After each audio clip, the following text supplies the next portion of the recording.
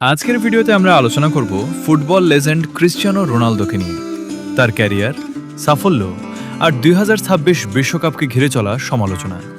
ভিডিওটা শুরু করার আগে যদি তুমি ফুটবল ভালোবাসো তাহলে একটা লাইক দিয়ে দাও আর চ্যানেলটি সাবস্ক্রাইব করে বেল আইকনটি অন করে রাখো। চলো শুরু করা যাক। রোনালদো এই নামটা শুধু একজন খেলোয়াড় না, এটা একটা ইতিহাস, একটা লিগ্যাসি। পর্তুগালের মাদেইরা দ্বীপে জন্ম নেওয়া এই ছেলেটা ছোটবেলা থেকেই ছিল স্বপ্নবাজে। দারিদ্র্যের মধ্যে বড় হলেও তার লক্ষ্য ছিল একটাই, বিশ্বের সেরা হওয়া। স্পোর্টিং লিসবন থেকে শুরু করে ম্যানচেস্টার ইউনাইটেড, তারপর রিয়াল ম্যাড্রিড, জুভেন্টুস, প্রতিটা ক্লাবেই তিনি নিজের ছাপ রেখে গেছেন। রোনালদোর খেলার স্টাইল, স্পিড, পাওয়ার, হেডিং, ফিনিশিং সবকিছুই ছিল অসাধারণ। তার গোল করার ক্ষমতা তাকে করেছে এক মেশিনের মতো। তিনি জিতেছেন একাধিক ব্যালন ড'র, চ্যাম্পিয়ন্স লিগ এবং অসংখ্য ট্রফি। কিন্তু সময় কখনো কারো জন্য থেমে থাকে না। 2026 বিশ্বকাপকে ঘিরে রোনালদোকে নিয়ে শুরু হয়েছে নানা সমালোচনা। অনেকে বলছেন তার বয়স এখন অনেক বেশি, আগের মতো গতি আর ফিটনেস নেই। কেউ কেউ প্রশ্ন তুলছেন তিনি কি এখনও জাতীয় দলের জন্য সেরা অপশন।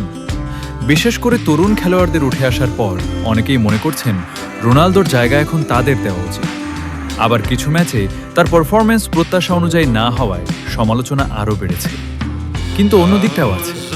রোনালদো শুধু একজন খেলোয়াড়, তিনি একজন লিডার। তার অভিজ্ঞতা, মানসিক শক্তি এবং বড় ম্যাচে নিজেকে প্রমাণ করার ক্ষমতা এখনও অমূল্য। অনেক ভক্ত এখনও বিশ্বাস করেন বড় মঞ্চে রোনালদো মানেই কিছু স্পেশাল। সমালোচনা থাকবে, এটাই স্বাভাবিক, কারণ যারা লেজেন্ড তাদের কাছ থেকেই প্রত্যাশা থাকে সবচেয়ে বেশি। রোনালদোর ক্যারিয়ার আমাদের শিখিয়েছে কঠোর পরিশ্রম, ডেডিকেশন আর আত্মবিশ্বাস থাকলে অসম্ভব কিছুই না। 2026 বিশ্বকাপ হয়তো তার ক্যারিয়ারের শেষ বড় টুর্নামেন্ট হতে পারে। এটা তার জন্য শুধু একটা প্রতিযোগিতা না, বরং নিজের লিগ্যাসিকে আরেকবার প্রমাণ করার সুযোগ।